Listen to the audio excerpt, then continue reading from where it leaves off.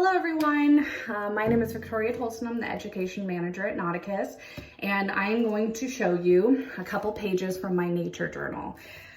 So for my nature journal, I try to really just focus on one thing, learning one new thing every day.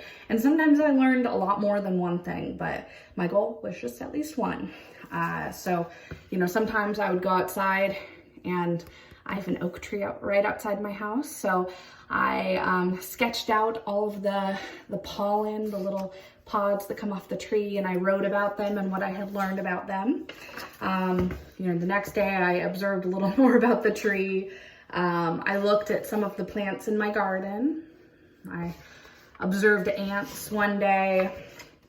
And I tried to identify a couple species of plants that are right outside my house that I walk by all the time, and I had no clue what they were. So it turns out this plant is called a white fringe tree, also called an old man's beard.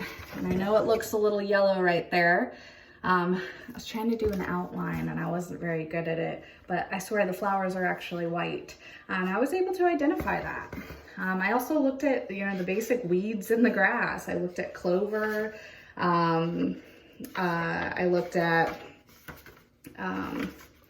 buttercups and dandelions. I am very proud of this one. It's a tulip from right next door, and I even drew kind of the inside part, which looked so amazing.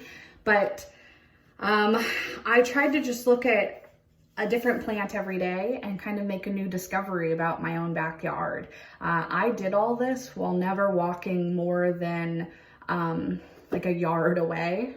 Not an actual physical foot yard length of measurement, but actually I just went 2 yards away from my house. I'm not able to get very far because there's a lot of people in my community and I need to social distance and stay away from them. So I mainly had to stick just around my house, but I've still been able to make new discoveries every single day. Right now I'm in the process of stalking a bird's nest, trying to find out what species they are. And I actually did get a nice picture of their eggs the other day, trying to make discoveries. But I have had so much fun making this nature journal and kind of keeping track of my progress and the different things that I discover, and just being a scientist for my own life and my own backyard. As a comparison, I will show you real quick. My twin, who I live with, is an actual artist, but they're also not interested in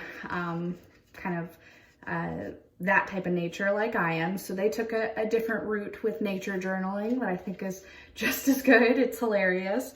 And so they have notes from quarantine, all the dogs I didn't get to pet. I suggested this idea because I thought it was so funny, but Ren was the only one who took me up on it. And they started sketching out all of the cute little dogs that they haven't gotten to pet while in quarantine, just by looking out the window and kind of seeing the different animals. And sometimes they'd take a picture, but they were looking at everyone walking their dog. And right now you can't approach, you can't pet.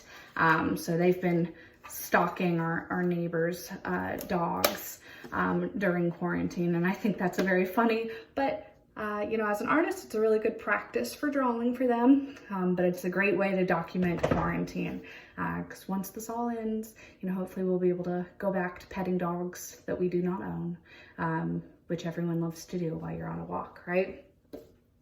But I hope you enjoyed looking at our journals, and everyone else's.